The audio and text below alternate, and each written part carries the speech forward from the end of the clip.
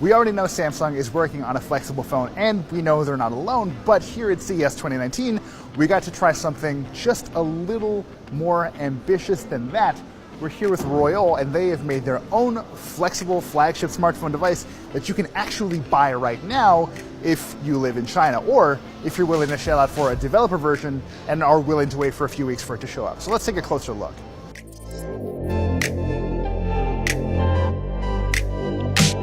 Right off the bat, I have to be candid. I did not expect much out of this device. It is mostly because I don't know who Royole is.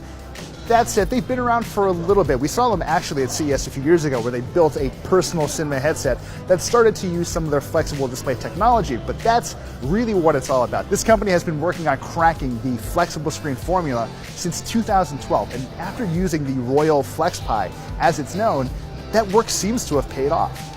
We need to start with the basics. There's a Snapdragon 855 chipset inside with either 6 or 8 gigabytes of RAM. Storage options start at 128 gigabytes, and there's a dual camera here, which frankly isn't very good. To put it mildly, the experience of unfolding a smartphone and getting a nearly 8-inch diagonal screen is kind of magical. It's an experience I didn't expect to have at CES, and more than that, I didn't expect to like it as much as I did. Granted, this is a little bit weird for a few reasons. Google has said that it's working to build support for foldables into Android itself, but that didn't exist by the time Royole built this phone, so all of their specific software customizations are just built on top of Android 9.0 Pie. This is very much their own thing, and to their credit, it actually runs really well. There's a moment when you just slightly bend the display and start to see app icons bouncing back and forth between them, where you realize this actually feels remarkably polished. That's pretty big, especially when you consider Royole has worked on flexible screens. They're not really known at all for their software talent, but this is a version of Android that feels remarkably polished despite working in a form factor that is still completely brand new. Even performance worked out relatively well. We threw a couple games on this thing, and everything seemed to run without a hitch. I think software compatibility is going to be a problem for a device like this, especially since they just did all of this stuff by themselves. There are developer units out there, so there are software makers and app developers trying to figure out how to make their apps work on a device like this.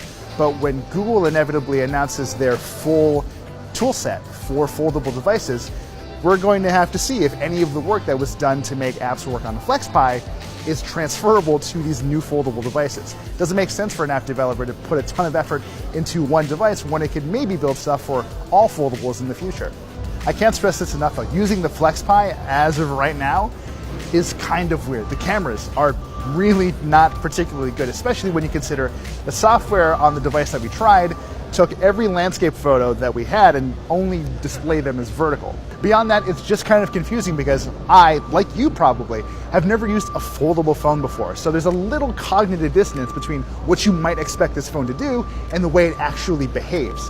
I tried to look at photos on one side of the screen and turn it over, expecting that part of the screen to be mirrored to the version I was looking at right then. It was just something else entirely. I'm really not sure what drove Royole to make the specific interface decisions it made here, but hopefully after using a device like this more, it becomes second nature.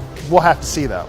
We spoke to Royole's CEO and he told us that once the company had made the decision to become a player in the smartphone space, there's no turning back.